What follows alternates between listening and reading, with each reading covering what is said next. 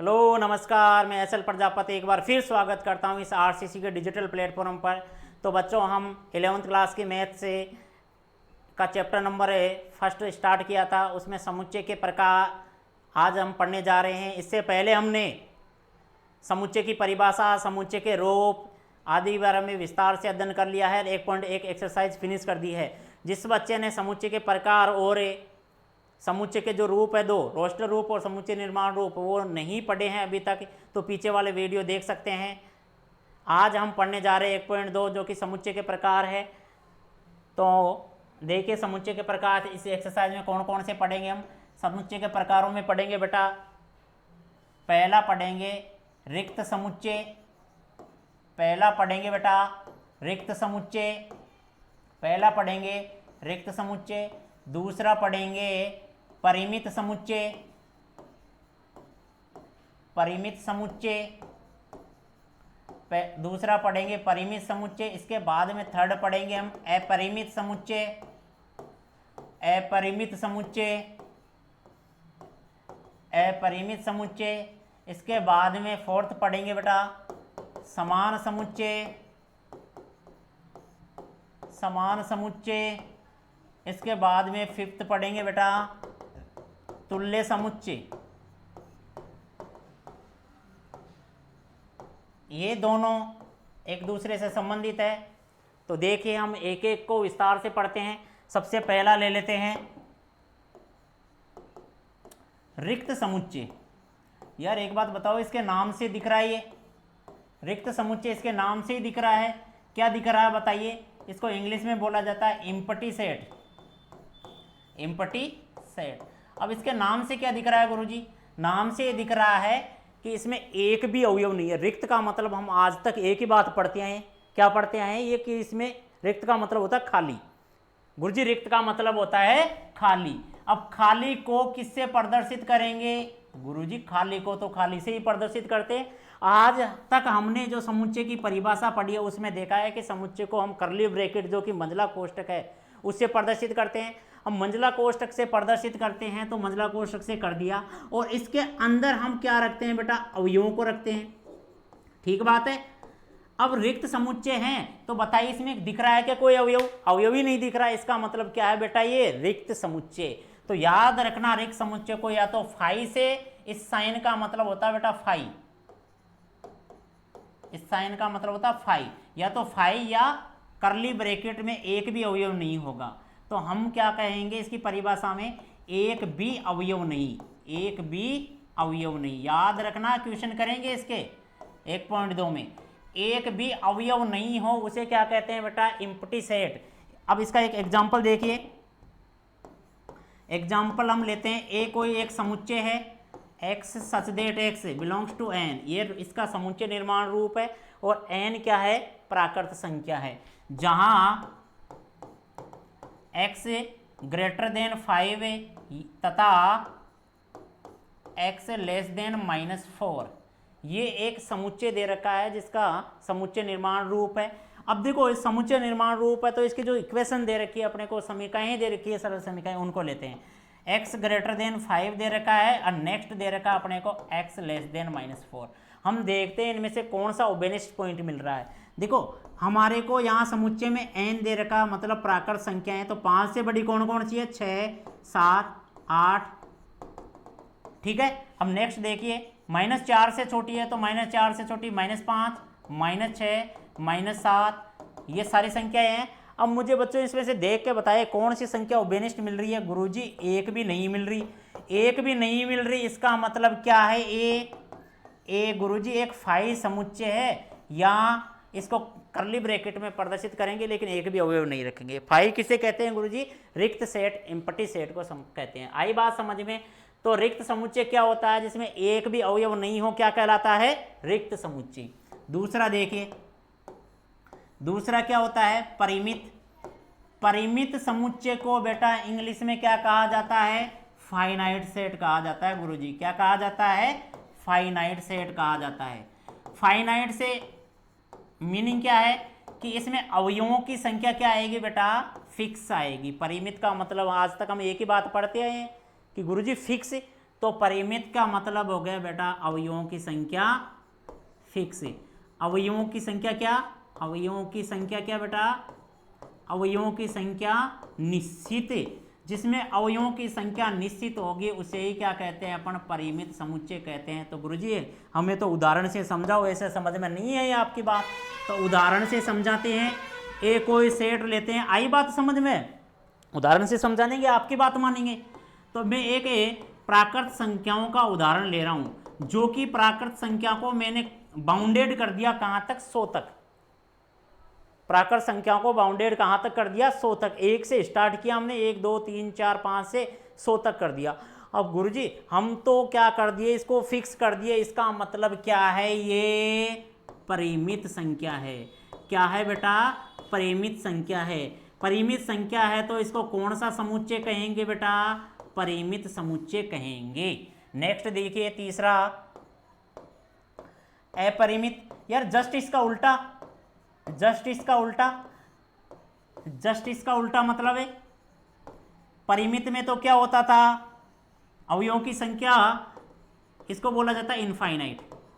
परिमित में तो क्या होता था बेटा, अवयवों की संख्या निश्चित होती थी, और इसमें क्या होगी बेटा, अवयवों की संख्या अनिश्चित। अवयवों की संख्या क्या आएगी, अवयवों की संख्या क्या आएगी बेटा, अनिश्चित। अर्थात यार एक बात बताओ, अनिश्चित का मतलब क्या हुआ, कि इसमें अवयवों की संख्या फिक्स नहीं होगी, क्या पता कहाँ तक ही चलती रहेगी।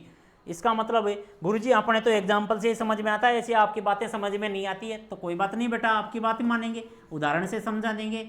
अब की बार हम 20 सेट ले रहे हैं, ले लो।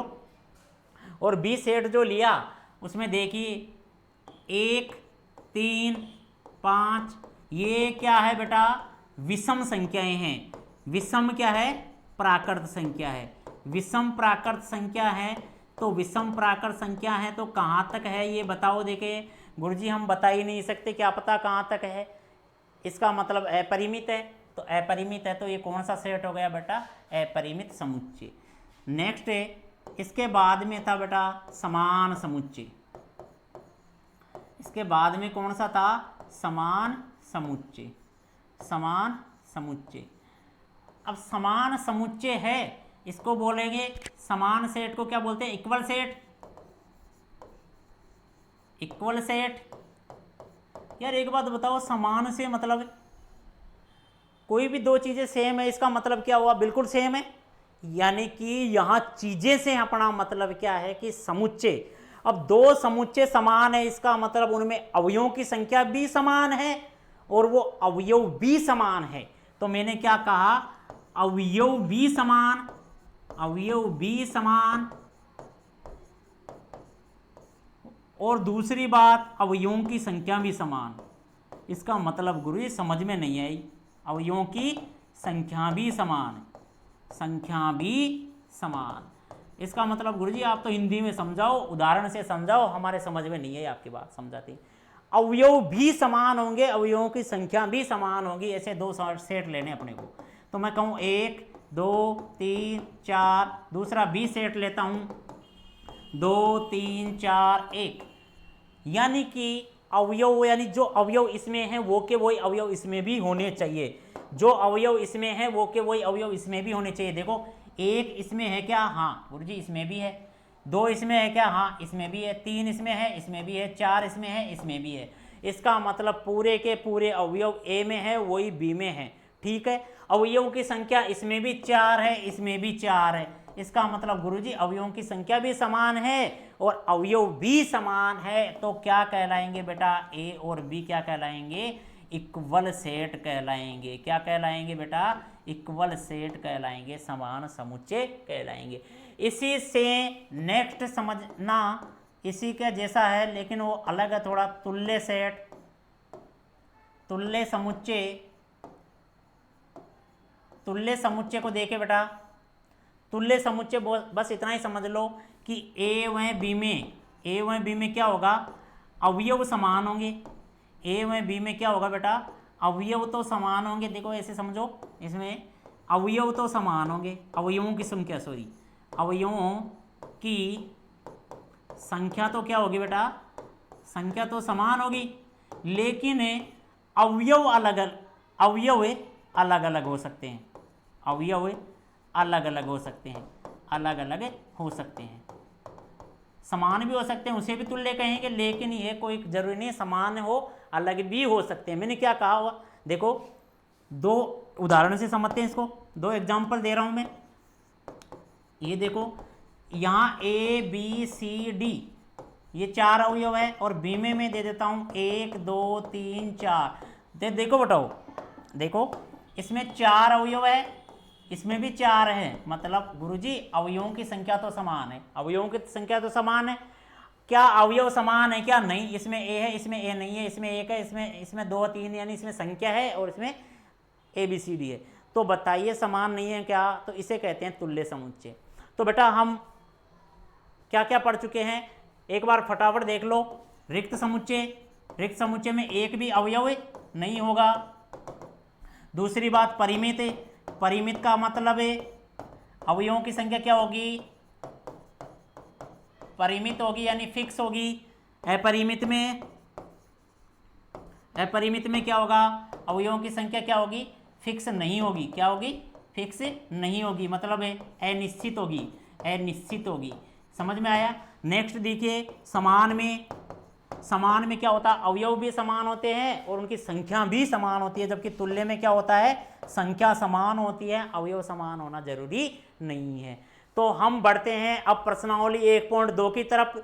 कोई भी समस्या हो तो आप कमेंट बॉक्स में कमेंट कर सकते हो। 1.1 का पहला क्वेश्चन देखिए, पहला क्वेश्चन हमारे पास है, पहला क्वेश्चन हमारे पास है बेटा, रिक्त समुच्चय के उदाहरण है।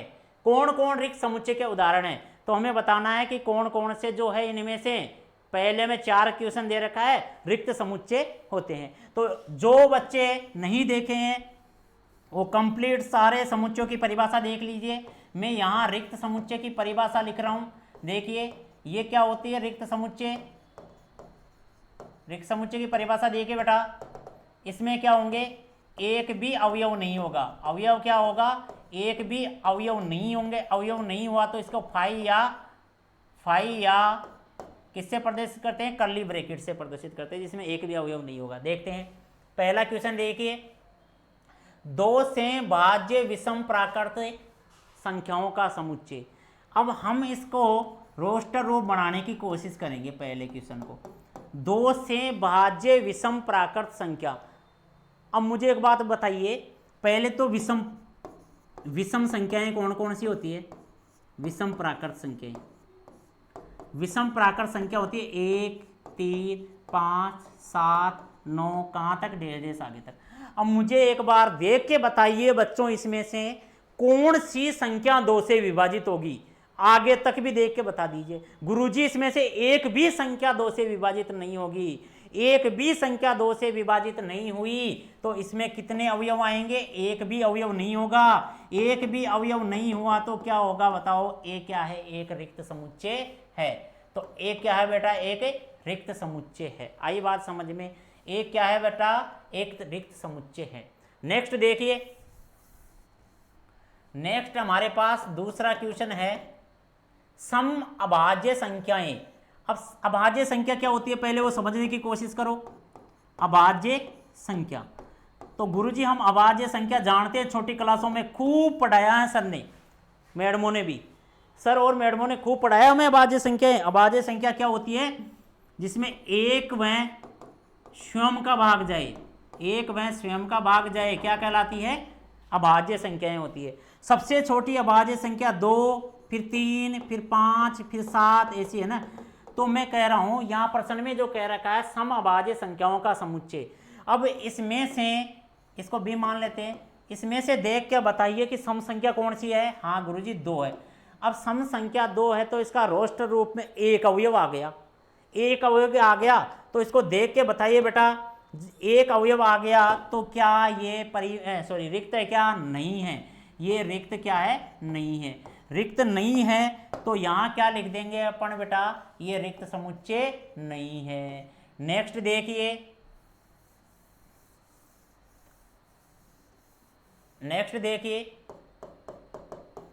थर्ड क्वेश्चन, x एक प्राकृत संख्या है, मतलब क्या है, x एक नेचुरल नंबर है। और अभी हमने कर लिया ऐसा क्वेश्चन, तो ऐसा क्वेश्चन तो कर लिया, एक बार देख लेना, इस क्वेश्चन को देख लेना, अभी कर लिया हमने, जब परिभाषा बताए थे तब कर लिए। नेक्स्ट देखिए, चौथा क्वेश्चन देखिए बेटा, y की नई दो समांतर रेखाओं का समुच्चय। पहले समांतर रेखाएं बना लेते हैं बेटा, समांतर रेखाएं बनाइए, समांतर रेखाएं बनाइए, समांतर रेखाएं बनाइए। अब ये जो प्रश्न कह रखा है वो क्या कह रखा है, उभयनिष्ठ बिंदु। तो मुझे एक बात बताइए कि समांतर रेखाओं का कोई उभयनिष्ठ बिंदु होता है क्या? नहीं गुरुजी, आप चाहे इधर कितनी दूरी बढ़ा ले जाओ, इधर कितनी दूरी बढ़ा ले जाओ, पर ये दोनों रेखाएं कभी भी जिंदगी में नहीं काटेगी। तो इसका मतलब ये भी क्या है, एक रिक्त समुच्चय है। आई बात समझ में? तो रिक्त समुच्चय समझ में आ गया होगा। नेक्स्ट क्वेश्चन करते हैं बेटा। क्वेश्चन जो नेक्स्ट है हमारा, परिमित और अपरिमित क्या है, बताइए कौन से होंगे परिमित, कौन से होंगे अपरिमित। तो देखिए बेटा, परिमित समुच्चय, परिमित समुच्चय, इसको देख के जवाब देना है तुम्हें। परिमित समुच्चय जो कि अभी हम पढ़ चुके हैं, परिमित समुच्चय क्या होता है, जिसमें अवयवों की संख्या क्या हो, अवयवों की संख्या, अवयवों की संख्या क्या हो बेटा, अवयवों की संख्या क्या हो, निश्चित हो। अवयवों की संख्या निश्चित हो, क्या कहलाता है, परिमित समुच्चय। और नेक्स्ट देखो, अपरिमित समुच्चय, अपरिमित समुच्चय। अपरिमित समुच्चय क्या होता है, अपरिमित समुच्चय होता है जिसमें अवयवों की संख्या क्या हो, अवयवों की संख्या क्या हो, अवयवों की संख्या निश्चित नहीं हो, अर्थात क्या हो, अनिश्चित हो, अर्थात क्या हो, अनिश्चित हो। क्या कहलाता है, अपरिमित समुच्चय। हमें छांटना है। बताओ बेटा, वर्ष के महीनों का समुच्चय बनाते हैं। वर्ष के महीनों का जो समुच्चय है, बताओ कितने महीने होते हैं, जनवरी, फरवरी, मार्च, अप्रैल, मई, जून और कहाँ तक बेटा, दिसंबर तक। 12 महीने फिक्स है, 12 महीना फिक्स है। तो बताइए बेटा ये क्या हो गया, परिमित हो गया। गुरुजी परिमित समुच्चय हो गया। परिमित समुच्चय कैसे हो गया, क्योंकि इसमें अवयवों की संख्या क्या है, निश्चित है, 12 है। नेक्स्ट देखिए दूसरा क्वेश्चन, इसको बी मान लेते हैं। 1 2 3, यानी कि ये प्राकृत संख्याएं हैं। 1 2 3 कहाँ तक चलेगी बेटा, हमें पता ही नहीं है कहाँ तक चलेगी गुरुजी। अब पता नहीं होता वो अपरिमित होता है। क्या होता है बेटा, पता नहीं होता है तो अपरिमित है, अपरिमित समुच्चय है। नेक्स्ट देखिए तीसरा क्वेश्चन है, 1 2 3 अभी करवा चुके वैसे इसको, यानी कि 100 तक, 1 से 100 तक की सारी क्या है, प्राकृत संख्याएं हैं। अब 100 तक की प्राकृत संख्याएं हैं, क्या है, फिक्स है, निश्चित है। निश्चित है तो क्या होता है बेटा, ये परिमित समुच्चय है। क्या है, परिमित समुच्चय है। आगे देखिए, 4th नंबर देखिए, आगे पढ़िए, देखिए बेटा और जवाब दिए क्या है, पढ़िए। 100 से बड़े धन पूर्णांकों का समुच्चय। हम बेटा बुक के 1.2 के क्वेश्चन कर रहे हैं, तो 100 से बड़े धन पूर्णांक, 100 से बड़े धन कौन कौन से हो गए, 101, 102, कहाँ तक लिखेंगे बेटा, हमें पता ही नहीं है गुरुजी, कहाँ तक लिखेंगे, अनंत तक लिखेंगे। अनंत तक लिखते हैं तो ये क्या हो गया, अपरिमित समुच्चय, अपरिमित समुच्चय। आगे देखिए, 99 से छोटे अभाज्य संख्या है। अभाज्य संख्या गुरुजी 2 से चालू होती है और 99 से छोटी है, 99 से छोटी है, तो इसका मतलब है क्या होगा, ये 99 बाउंडेड कर दिया, तो इसका मतलब क्या होगा बेटा, ये भी परिमित समुच्चय होगा। क्या होगा, ये भी परिमित समुच्चय होगा। तो मेरे ख्याल से रिक्त समुच्चय, परिमित समुच्चय, अपरिमित समुच्चय समझ में आ गया होगा। परिमित का मतलब फिक्स, अपरिमित का मतलब फिक्स नहीं। देखो 12 महीने है, 12 महीने है, इसका मतलब गुरुजी फिक्स है तो परिमित। फिर नेक्स्ट, जब भी एक बात, एक ट्रिक याद रख लेना, जब भी किसी समुच्चय में ऐसे कोई अंक देने के बाद डैश डैश आ जाए, वो अपरिमित समुच्चय होता है। देखिए दूसरे क्वेश्चन में अपरिमित है। फिर तीसरा क्वेश्चन जो कि 100 तक की बाउंड कर दिया, फिक्स कर दिया, परिमित होगा। और 100 से बड़े धन पूर्णांक, 100 से बड़े धन पूर्णांक क्या पता कितने होते हैं गुरुजी, ये परिमित है। फिर 99 से छोटे अभाज्य संख्याएं क्या होगी, परिमित। नेक्स्ट क्वेश्चन देखिए बेटा, क्वेश्चन नंबर 3 क्या है, वापस वही बताना है गुरुजी, परिमित और अपरिमित। आराम से बता देंगे हम देख के। एक्स एक्स के समांतर रेखाओं का समुच्चय।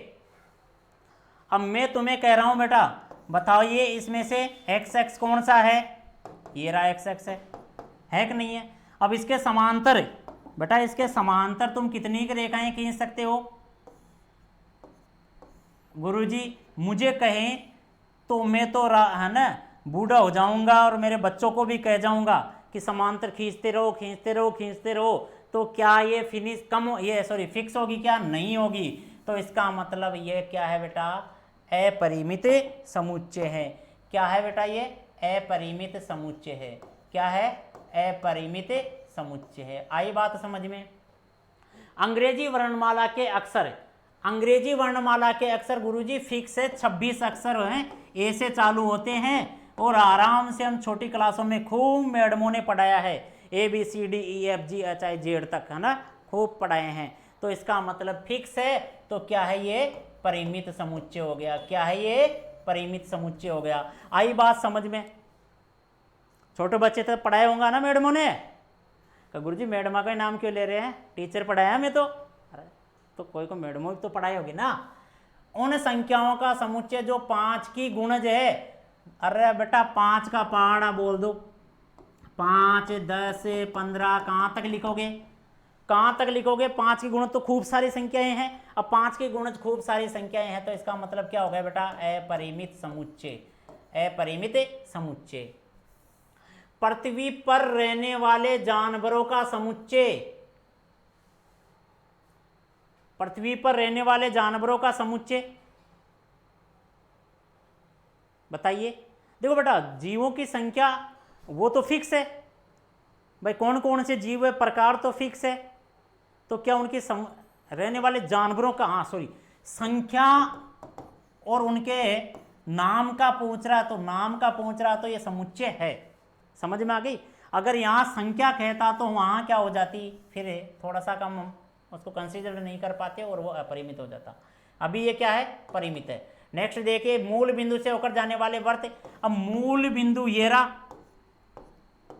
अब मूल बिंदु से कितने को वर्त जा सकते हैं गुरुजी? छोटा सा ले लो, ऐसे खूब सारे अनंत वर्त जा सकते हैं। इसका मतलब ये भी क्या है? अपरिमित है।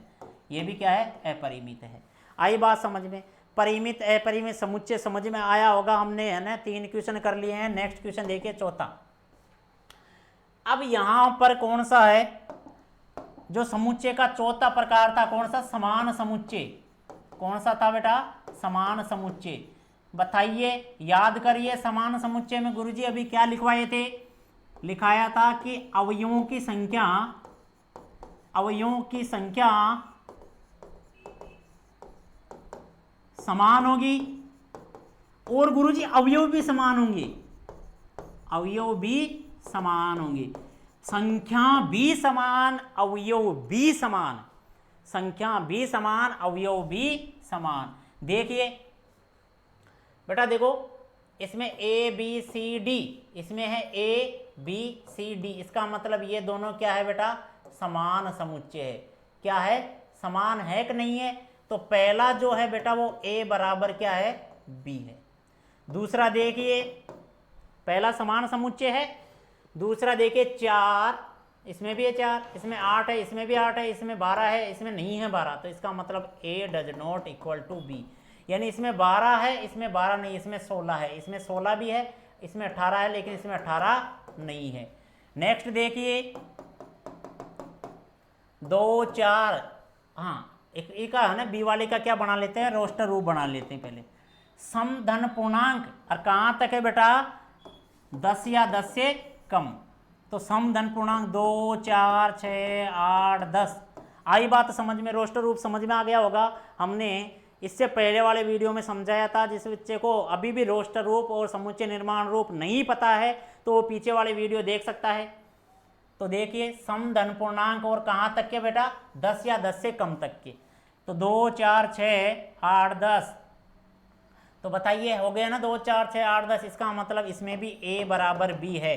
नेक्स्ट देखिए, इसका भी रोस्टर रूप बनाना पड़ेगा। यानी 10 का गुण एक गुणज हो, 10 का एक गुणज हो मतलब 10, 20, 30, 40, यानी कि 10 का पहाड़ा। गुणज मतलब 10 का पहाड़ा। तो बताइए ये और ये समान है क्या? नहीं, इसमें 15 भी आ रहा है, 25 भी आ रहा है, ये भी आएगा, तो ए और बी समान है क्या? यहाँ पे नहीं है। कौन कौन सा समान आया बेटा? देखो पहला समान है, हाँ पहला समान है, दूसरा है क्या? नहीं है, तीसरा है क्या? हाँ, चौथा है क्या? नहीं है। आई बात समझ में? नेक्स्ट क्वेश्चन बढ़ते हैं अपन। क्वेश्चन नंबर कौन सा? ये फोर्थ, तो फिफ्थ क्वेश्चन देखिए।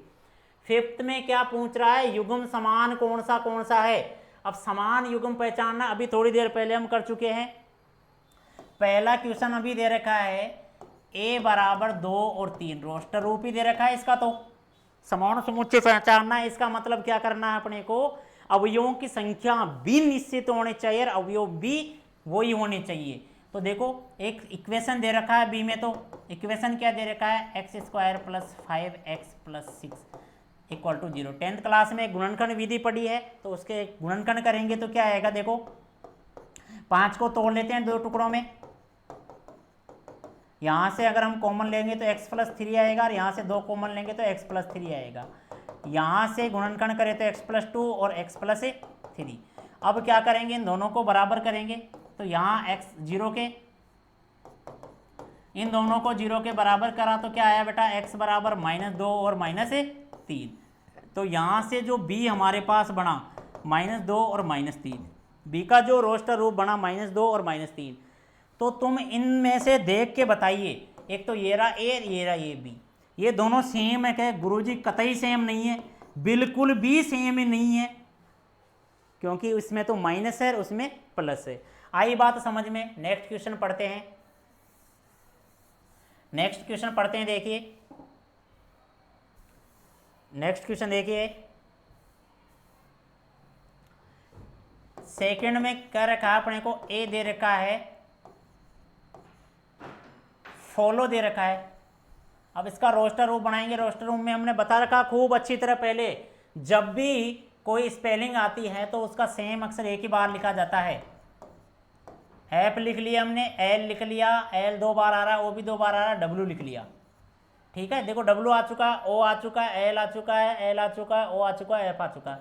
बी में देखिए डब्ल्यू ओ एल एफ। अब बेटा मैंने अभी थोड़ी देर पहले तुम्हें आराम से बताया था कि बताओ समान समुच्चय क्या होता है। गुरुजी ऐसा समुच्चय जिसमें अवयवों की संख्या भी समान हो और अवयव भी समान हो। एफ इसमें है क्या? हाँ इसमें भी है। ओ इसमें है क्या? हाँ इसमें भी है। एल इसमें है क्या? इसमें भी है। डब्ल्यू इसमें है क्या? हाँ। तो इसका मतलब ए और बी क्या है बेटा? समान समुच्चय है। ए और बी क्या है? समान समुच्चय। नेक्स्ट क्वेश्चन देखिए बेटा, तुम ये मत समझना गुरुजी स्पीड से समझा दिए हैं, मैंने परिभाषा बहुत अच्छी तरीके से डीपली एक एक एग्जाम्पल के साथ समझाई है। जिस बच्चे को परिभाषा समझ में आ गई वो भी ऐसे फटाक फटाक फटाक फटाक से क्या कर लेगा? पूरे क्वेश्चन कर लेगा। देखो इसमें भी वही समान समुच्चय वाला पूछा गया है। समान समुच्चयों का युग्म पहचानिए। तो बताइए ए हमारे पास है 2, 4, 8 और 12। अब इसमें से देख के बताइए ए के जैसा कोई है क्या? ये तो नहीं है गुरुजी। ये है क्या? ये भी नहीं है। पहचानो आगे कौन सा है ए के जैसा? ए के जैसा कोई सा ही नहीं है। नहीं है तो रहने दो। बी के जैसा देखो 1, 2, 3, 4। बी के जैसा देखिए 1, 2, 3, 4, यानी कि जो डी दे रखा है अपने को दे रखा 3, 1, 4, 2। अब इसमें देखो पहले बात तो बी में कितने अवयव है? बी में 4 है। डी में कितने हैं? 4 है। अवयवों की संख्या देखो समान है कि नहीं है? 1, 1, इसमें 2, इसमें 2, इसमें 3, इसमें 3, इसमें 4, इसमें 4। इसका मतलब गुरुजी बी और डी तो समान है।